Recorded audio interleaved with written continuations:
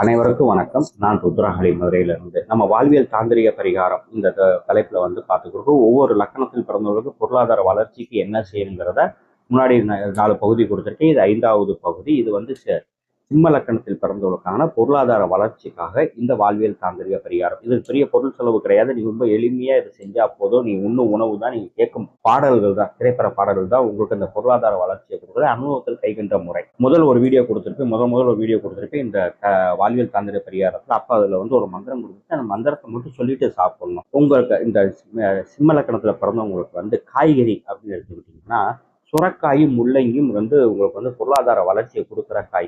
இதை புதன்கிழமை வர புதன் ஓரையில மதியம் 1 to 2 இந்த புதன்கிழமை புதன் ஓரை வரும். அந்த ஓரையில இந்த காயை சாப்பிடணும். நான் முன்னாடி கொடுத்துருக்க பதிவுல பாருங்க, 5வது முதல் பகுதியில அதுல மந்திரம் கொடுத்து அந்த மந்திரத்தை சொல்லிட்டு சாப்பிட்டீங்கன்னா பொருளாதார வளர்ச்சி கொடுக்கும். அதே மாதிரி பிரபஞ்சம் நம்மளுக்கு சில விஷயங்கள் மனம் ரொம்ப டென்ஷனா இருக்கு, ரொம்ப இறுக்கமா இருக்கிறது, சில பாடல்கள் கேட்டால் நம்மளுக்கு அப்படியே மனசு ரொம்ப ரிலாக்ஸ் ஆகும். இது எதனால் நடக்குது? இந்த பிரபஞ்சத்துக்கும் இந்த ராகங்களுக்கும் நிறைய தொடர்பு இருக்கு. அண்டத்தில் உள்ளதா இந்த பிண்டத்தில் இருக்கு.